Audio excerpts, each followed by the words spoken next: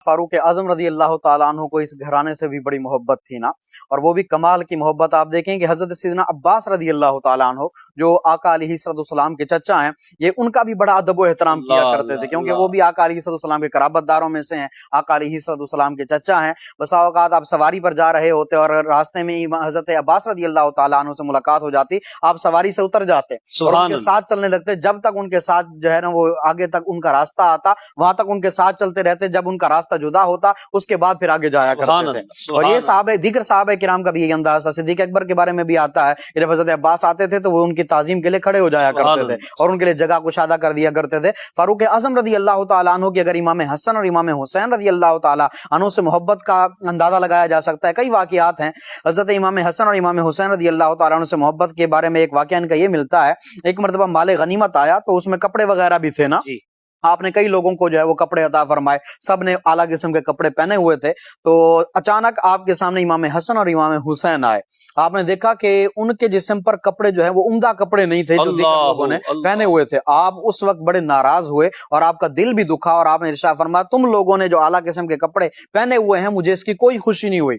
लोग कहने लगे किबला आपने अता फरमाए हैं और आप कह रहे हैं कि मुझे खुशी नहीं हुई, है क्या मामला है? आपने फरमाया मैं खुश तब होऊंगा कि इससे आला कपड़े जो है वो इमाम हसन और इमाम हुसैन को अता किए जाए। उसके बाद आपने यमन के जो गवर्नर था, यमन का जो हाकिम था, उसको आपने खत लिखा कि फौरन इनके लिए इमाम हसन और इमाम हुसैन के लिए आला किस्म के जो है वो कपड़े सिलवा कर जी यमनी कपड़े इनके लिए भेजे जाएं। और फिर उसके बाद जो है आपके लिए आला किस्म के कपड़े आए। फिर इमाम हसन ने पहने, इमाम हुसैन ने पहने। फिर जब इनको इस हालत में देखा तो तब हजरत उमर ने कहा था कि हाँ अब मेरा दिल खुश हुआ है, अब मैं खुश हूँ। ये अंदाजा लगाया जा सकता है कि हजरत फारूक आजम रजी अल्लाह ताला अन्हु को इनसे कैसी मोहब्बत थी। और भी इस तरह के कई मकामात हैं। एक मर्तबा हजरत हसन रजी अल्लाह ताला अन्हु से हजरत फारूक आजम रजी अल्लाह ताला अन्हु मिले।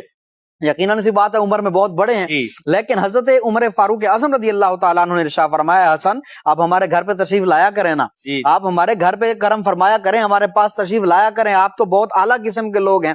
इस तरह के जुमले कहे तो इमाम हसन ने कहा ठीक है मैं आऊंगा। तो कुछ अरसे बाद ना इमाम हसन इनके पास गए, अब हजरत उमर हजरत अमीर मुआविया रजी अल्लाह ताला अन्हु के साथ कुछ बातों में मसरूफ थे और आपका अपना बेटा आपसे बात करने के लिए इंतजार कर रहा था गेट पर। और वो इंतजार कर रहा है कौन? हजरत अब्दुल्ला बिन उमर। अच्छा। इमाम हसन आए तो देखा कि जब उनका खुद अपना बेटा इंतजार कर रहा है तो फिर मैं कैसे अंदर चला जाऊं और मैं उनसे कैसे बात करूं। लिहाजा हजरत अब्दुल्ला बिन उमर भी वापस चले गए, हजरत इमाम हसन भी वापस चले गए। कुछ दिनों के बाद मुलाकात हुई हजरत उमर रज़ी अल्लाह तआला अन्हु से। तो हजरत उमर ने फरमाया आप हमारे घर आए नहीं? कहा मैं तो आया था आपके यहाँ, आप ही मसरूफ थे हजरत अमीर मुआविया रज़ी अल्लाह तआला अन्हु के साथ, तो फिर मैं वापस चला गया, आपका अपना बेटा इंतजार कर रहा था तो मैं कैसे आता।